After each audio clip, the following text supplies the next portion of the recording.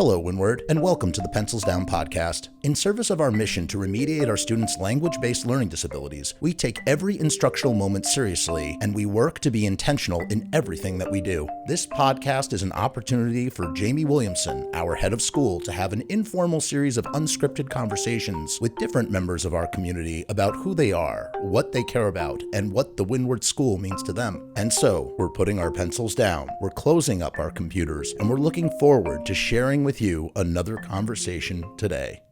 Welcome, Windward. We are here for our second installment of the year for the Pencils Down podcast, and I'm actually really excited today to spend a little time with our Director of Marketing and Communications, JP Bifone. So, welcome, JP. Glad to have you on our podcast here. So, thank you for having me. I've seen all of the previous episodes so far, and was waiting for my opportunity to join. So thank you very much for having me. Glad to have you. For those of you who don't quite know, so certainly this has been a nice collaborative opportunity. So we've got in the background here, who you don't get to see very often, but our good friend Jeff, who's running all of the tech side of this, and who is willing to kind of like jump into this sort of idea of my wild hair of like, let's start a little school-based podcast. And I really appreciate all the work the Mark Hump's team has done to get this pushed out. So it's been really fun to do. So really glad to have you today. Yeah, thank you. As we start the conversation, as I think you know, we kind of lead off with a little bit of gratitude. I just think it's just a really important opportunity for me to get to sit down and as we have this conversation, just kind of say some things that I'm feeling about how the work's going in your department, you as a human being. And I just wanted to maybe start off by saying I really appreciate how you show up with such a kind level of collaborative energy for those around. Your willingness to kind of jump in. You've been so important in the process of helping us think about some of our enrollment management team and how we've sort of really kind of picked up and done some marketing work. I'm excited to talk about sort of our messaging marketing stuff today a little bit in our new website. I don't want to steal any thunder, but just you've done a lot of work in the time you've been here, and I just really appreciate how you show up. The teammate you are, I know Lucy and the advancement team is really grateful for all that work. So thank you for everything you've done to help us communicate to our audience. And I say audience, I mean our families, our larger community, the greater New York area, about the work we do, the importance of this work, the value of all this, and connect with more families and make sure that we are bringing a lot more kids and families into the work here at Windward. So thank you for all that. I really appreciate it. I appreciate that. Thank you very much. It's been a joy, honestly, to join this community and to really see how this school impacts the community it serves. And to be honest, it's made my job super easy, right? Yeah. Because as communicators and marketers, we're storytellers. And, telling the story of an organization like this, I'm not going to say it comes easy, but it's certainly fulfilling when you're making the kind of impact that this school does. Yeah. So I've been thrilled to join this community and to help move the school forward in this little way. Yeah, and I so appreciate that idea, because we have, one of the things I love about my job is I get a chance to hear from families and hear their stories, their journey, both good and bad, right? Like the struggles they had before they got here, the difficulty in finding their way here, the challenges in the schools and school districts they existed in. And every story, there's some like connective tissue in those stories, some things that like always come through in those stories, but all of them are so like uniquely different at the same time. So for those of you, that I have a chance to talk to, so please don't ever stop sharing the story, because I love when I get a chance to hear those. They still break every ounce of my heart and also lift me up and fill me with joy and with purpose every step of the way. So I really appreciate that. Thinking about marketing and communications, because it was just really the communications office. And over the last few years, we worked to expand the focus to marketing and communications, so that way we are actually thinking about not just how we're communicating with our current families, but how are we communicating with the greater community. Because I do think that, we're such a different organization and school community in every way. And, we don't want to just turn up the airwaves and plaster Windward on every billboard. But we want to make sure that when families need us, they find us quickly. Because that's really, if you don't need Windward, like then we're an invisible sort of brand to you. But if you have a child that's struggling, we want to make sure that we are really front and foremost in your mind as you're thinking about that. And I would also offer that, in a marketing communications kind of role, you could work for a lot of different companies and supporting a lot of different brands and doing a lot of different things. And we're grateful you're here. But I would love to get a sense of, why Windward?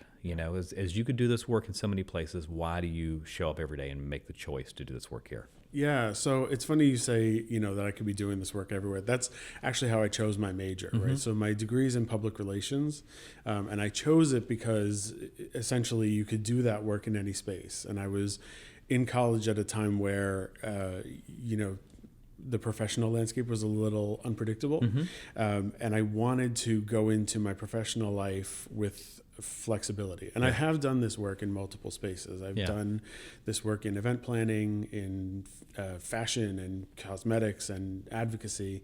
And for the almost decade before I joined Windward, I was in the higher education space.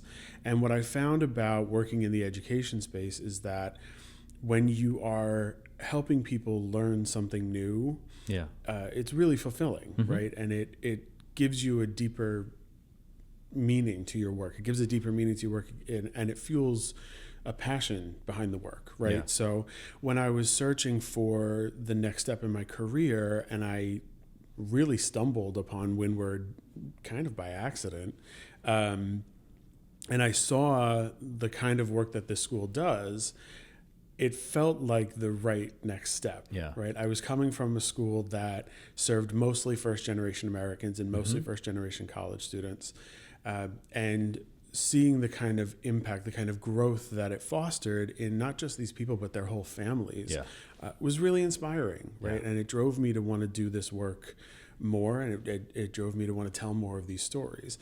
So, coming to Windward and interviewing at Windward and seeing how these kids and their families are really deeply impacted by the work we do here, I knew it would be a place that I could wake up every morning and be like, I'm thrilled to go do this job. Yeah. I so appreciate that. I do think that education is really such an incredible multiplier in someone's life, right? Having grown up in Eastern Kentucky, the only reason I'm sitting here today is because of education, right? And my ability to kind of move through a space and actually transcend the area that I came through or was born into. And I don't think we appreciate that as much sometimes. We think about this compulsory side of it. Well, I've just got to go to school, or I've got to go to college. That's what everybody does. But really, when an educational entity gets this work right, you are truly providing transformational opportunities for kids and families. Yeah, it can be life-changing. And I do think that's what our families report is. They finally got their child back. They see the spark that was once there, that they knew was there, it had been sort of diminished or sort of extinguished. And thinking about all of that and the greater landscape, like our kids are going to go off, they're going to get a deeper sense of self. They're going to have an educational experience that grounds them in really hard work, a lot of empathy, and a tremendous amount of humility, and this incredible sense of perseverance and resilience. And I think that in and of itself, resets the table for these kids in every step of the way. So just really, I really appreciate that. And I do think when folks are picking majors in college, it is good to think about what am I going to do with this at some point? Yeah. It's a huge investment. It really is. It's a huge investment of time and financial investment, and thinking about it in terms of what am I going to be able to do with this when I'm finished is a really important thing, and it's one I don't think we ask enough in the college sort of search process. But I really appreciate that. Yeah. As I've said many times on this podcast and out in the community, when I arrived 7 years ago, as a leader, I really wanted to think about linking our work up from a core value perspective. I've always tried to keep a deep sense of who I am in that space and what things kind of drive me, and kind of having clarity about that. Because I think when you know those kinds of things, your behavioral patterns become clear, right? Like how I have, my desire to learn, to grow, and to think about how do I show up a little bit better today or than I was yesterday, or putting myself in opportunities that are sometimes deeply uncomfortable for me in service of something bigger than myself. And so And I think that as a leader is just such an important thing to always kind of keep at the front. Like, what's your real kind of compass in some of these? And certainly doing better work for this world, kind of thinking about myself as someone who's capable of learning and growing, has always felt like, such a critical part of my ethos, my being, my entire heart at moments in my life. I think that's just something that's always driven me a little bit. So as you think about your sort of personal journey and the values that live within your heart, is there like one or two values you'd love to kind of highlight? We could maybe talk about it a little bit here. Mm-hmm. Yeah, we talked about this recently, you and I, and you challenged me a little bit on some of the values that I was, thinking of focusing on, right? Because there are a lot of things I value, right? I value honesty, and I value kindness, and I value community. And you kind of challenged me to dig a little bit deeper, right? And okay, so what does that honesty and kindness inform? What is it, And I think I actually sat down the other day and I sort of made a list, right? Of, all right, so what is it? If I really think about it, if I dig, what does this ramp up to? And what I landed on was authenticity, right? Yeah. I think authenticity in the work that I do is really important. I think authenticity in who I am as a person is really important. And if you don't lead with authenticity of self, you're starting with an anchor tied to your feet, so you're dragging something behind you that you don't need to be dragging. And so I think if I really had to choose one, it would be authenticity. And I so appreciate that. I think it's a word we don't talk about enough. The idea of bringing our whole selves up, and also showing up in a way that is deeply consistent and congruent. Sometimes I've talked to a lot of folks, and I love this concept of like cognitive dissonance, right? There's times when you have, some feelings, thoughts, or ideas, and sometimes when you're behaving in a way that's sort of, opposite of that, you get this cognitive dissonance, right? And it can really create some challenges in our health, I think, in the way we show up, in our confidence. But it's also like really, you have to be pretty vulnerable to show up authentically. You got to be, comfortable in your skin to a degree that sometimes can make others feel uncomfortable, right? Because I think it's such a fascinating thing is like when you show up with this sense of like, I know who I am, I know what I'm about, like people don't always know what to do with that. But I do think it's just really important, especially in the work we do, because we want our kids to show up every single day, to bring their absolute best, but also like bring their whole selves in the process, right? We want to know when they're struggling in spelling. We want to know what the math problem was hard, what was hard about the math problem, or why they don't like to write, or what they didn't love about school. I think until you kind of put all that on the table as authentically part of you, I think it's really hard to be a whole human being in so many ways. And I do think that the reason I love to kind of come back to our values, because I do think the work we do here with kids is so important, and there's often so many parallels between how I think we need to show up as adults in the system and be really good models for children. I think about this idea of, I've really wrestled with this one in terms of my value of growth. Like what parts of that feel healthy and feel good in the sense of, I want to grow in service of something bigger than myself. Like I'm here to serve our children, our families. And I love trying to get a little better at that each day and understanding like, where does the research take us and what I need to be thinking about as a leader. But there's also times when I think that can come through as am I not enough? Do I not know enough? Do I not feel, so almost from a scarcity standpoint.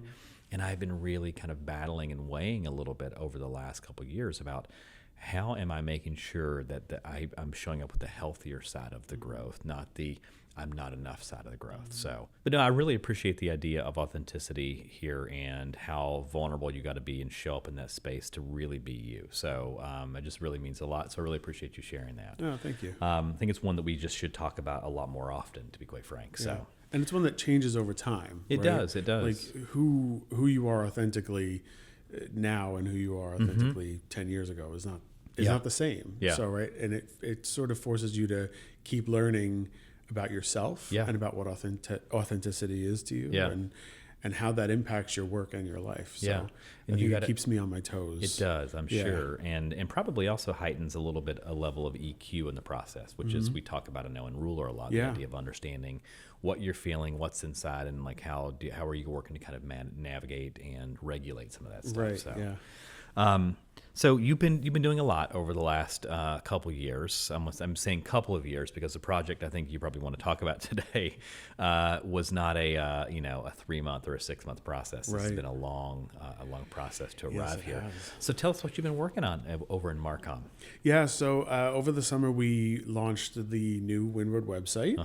It's lovely. And thank you very much. And as you implied, this was the culmination of about 2 years of work in the Markham department, because one of the key things to marketing and communications work isn't just how we communicate, it's why we communicate, right? And ensuring that we're doing this in a way that's going to resonate with the people we need to reach, and that's also going to be accessible to the people that we are trying to reach, right? So we started this project 2 years ago with a widespread research initiative of our current parent population and our prospective parent population to see what their needs are, how they consume media, and what kind of messages they really need to hear from us as they're deciding that this is the right school for their child, right? And from there, we built up a communications platform that laid out the key messages that we knew parents needed to hear from us, and that we knew would reach them effectively. And from there, we built out a new website, right? And one of the major, not challenges, but one of the key things we wanted to do was to pare down the information that was on our website to make sure that we were able to reach our parent population. And so our old website, which was in place for almost 10 years, had grown pretty significantly over those years, right? Yeah. And at the time of the redesign, we were at roughly 2,500 pages. We pared that down to 54 pages of just the most important, most resonant information, and that took time. But we're really excited to see how parents interact with the website now, how families reach out to us on the website now, and how we reach into communities that we hadn't reached before, because we knew that there was an opportunity to spread our messaging out into communities that weren't being served. Yeah.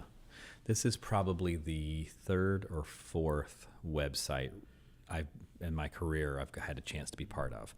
And what's been so fascinating about each, the differences between each of those times has been, at each of those periods in time, the purpose of the website has been different. Oh, yeah. Right. And I think that's something I don't know that until fairly recently, I'd kind of like sat down and thought through, as we're working to do this, like the main purpose of our website right now is to allow families who are looking for us to find us, right? That external facing, here's who we are, here's what we do, here's what the value of the opportunity that we offer for children, and the impact of that opportunity. And, and there's so many, and we love to be pretty thorough communicators in our work, right? And there was so much great content on the website, but what we saw was that it wasn't getting read. That's right. And, I made the joke, it's probably a dumb joke, but like the idea of the tree falls in the forest and there's no one there to hear it, does it make a sound, right? That's right. Yes. And you can have this beautiful website, but if there's no one there to read it, does it make an impact? Yep. And I do think that we've had a lot of space where we had this great content up there that just was not getting accessed. And so people weren't benefiting from that. And then really translating a lot of the important stuff for our current families over to the portal, really making sure that they had what they needed in that, but seeing it as almost two halves of the coin. Yeah.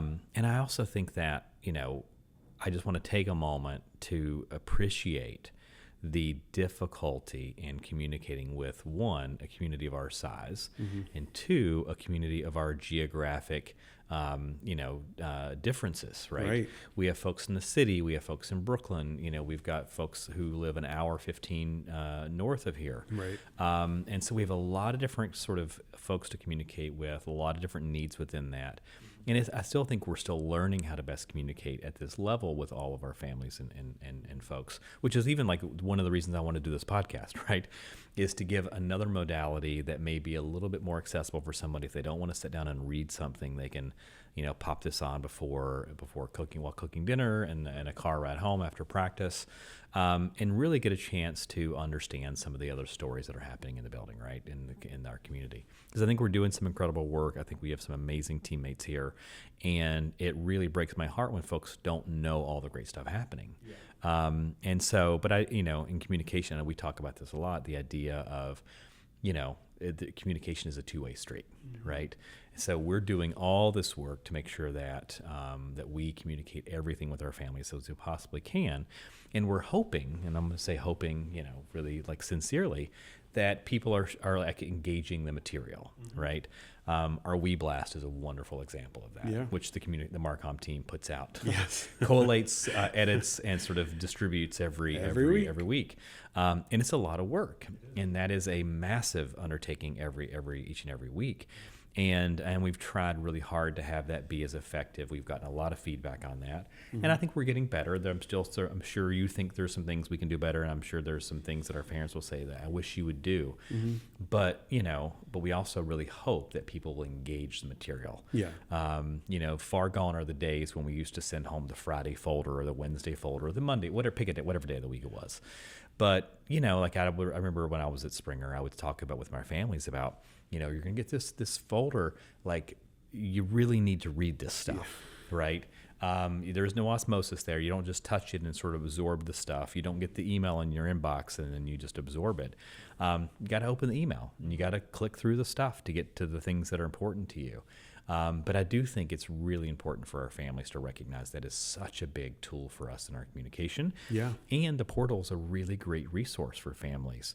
Absolutely. On the way to work today, I'm like, what are we having for lunch? Yeah. And so I pull up the portal and I go to lunch and I look at the Westchester Lower School and I'm like, oh, we're having mac and cheese today. Yeah. Great. Yeah.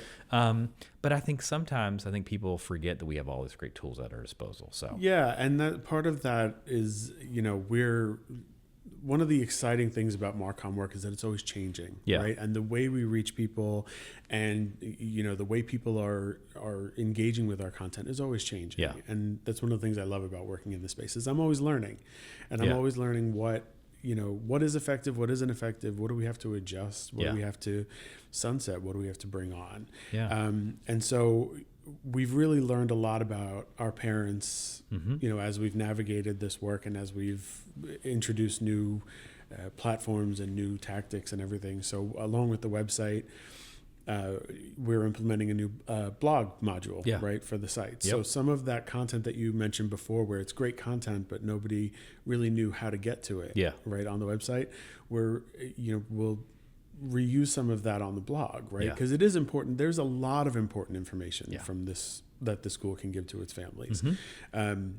It's just not always accessible, right? So making it accessible, making it easy to find, that's a key part of my job now, right? Engaging our families where it's accessible to them. So social media, video. We just started that head of school page, right? Where you're taking a more personable approach, a less formal approach to reaching families, because that's what they need, right? They need less formality. They need more conversational, right? Yeah. And so adjusting our strategies and adjusting our tactics to meet the needs of the families we serve is super key to the work that we do. Yeah. And we're always open to feedback and suggestions and all that. And so it's always changing, and it's always exciting. And I really appreciate, because for those of you who don't maybe not know me in this space very well, one, I'm not a big self-promoter. Like, it's something that makes me feel deeply uncomfortable. Two, that's my job. And so, but even the idea of starting this podcast and sort of positioning this, first I was like, is anybody going to even listen to this, right? And then we've had some really good feedback from families and how they've been accessing. I was talking to a new family, they were asking about drama or athletics, and I was like, oh, you know what, you really should check out. I just had this great episode with our athletic directors last year on the Pencils Down podcast. They're like, oh, we listened to all of them, and I was like, oh, that's really, I'm so glad, because that was the intention, right? Is to get a little bit of some data in slightly different way and tell it from a little bit more of a human side of this. And I really appreciate the coaching I have gotten as we've launched the Windward HOS Instagram page. I was just in DC this week, literally came back on a train this morning to be back in time for this, and had a really, I tried to do a little bit of these authentic, here's what I'm doing, because so much of my work is very invisible. Right. There's parts where people see me, I'm at this event or I'm talking here, but I do 95% of the stuff that I do in a day-to-day thing is really pretty invisible. So I'm trying to get better at telling that story, because I do think that like this week being down in DC, being part of the National Center for Learning Disabilities Advocacy Day, meeting with senators and representatives, trying to kind of push some really big things forward for our kids and families. And so, I feel so blessed to be able to do that work. But I would love for more people to kind of know and understand that, I'm here to make sure that everything in the school goes incredibly well for kids. I'm involved in the academic side of the work. I'm involved, sometimes with facility stuff. I'm involved with our business office. I'm involved with development, fundraising. I'm involved in Marcom. But also, too, I get to go out and do some really, what I feel is just deeply rewarding things to kind of help position Windward as the expert in this space so often, position Windward as an incredible resource for so many organizations and folks, and it's been really fun to do that. Like when we hosted the mayoral town hall this spring, and we've been talking to Bobby Carroll about how do we continue that work and really position education in the sense of this in the mayoral race coming up here in the fall, because I do believe Windward has the right to be in these conversations. Windward has the expertise to be in these conversations. And I just want to make sure that anytime there's a conversation happening about literacy in the great state of New York, in our country, in our region, that we have a chance to be part of that and have a seat at that table. So thank you for helping me share Windward's voice, but also in the process of sharing my voice a little bit in the process. So just really, really, really appreciate that. Thank you. It's pushing me out of some comfort zones here.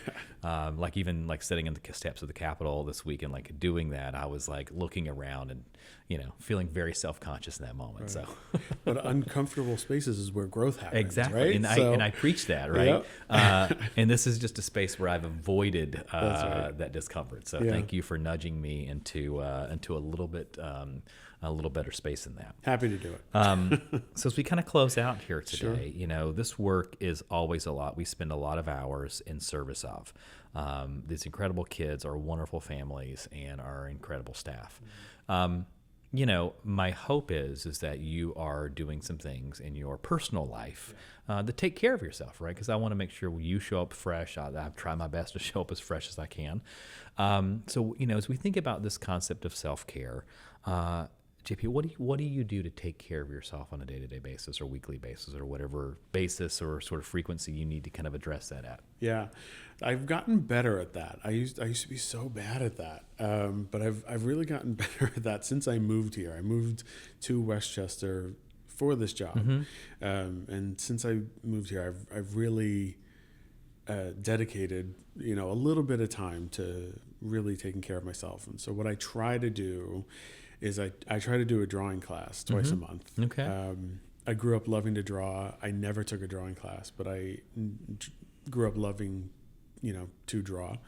And when I moved here, I found a drawing class at a public library. Yeah, that's great. And I try to go twice a month. Yeah. And it's just 3 hours where it's a whole group of people and we're just hanging out and, sipping wine if we bring it and just drawing. And I have a sketchbook full of pencil drawings, and I love that. It's just time for me to just get all of my stresses out and all of my thoughts out. And it's amazing how cathartic scribbling on a page can be. Yeah. You may not think about it that way, right? But it's almost like a physical release of whatever tensions not necessarily saying that Windward is giving me tension, right? Yeah. Life in general is tense, but having that time twice a month to just physically scribble onto a page has been so good for me. Yeah.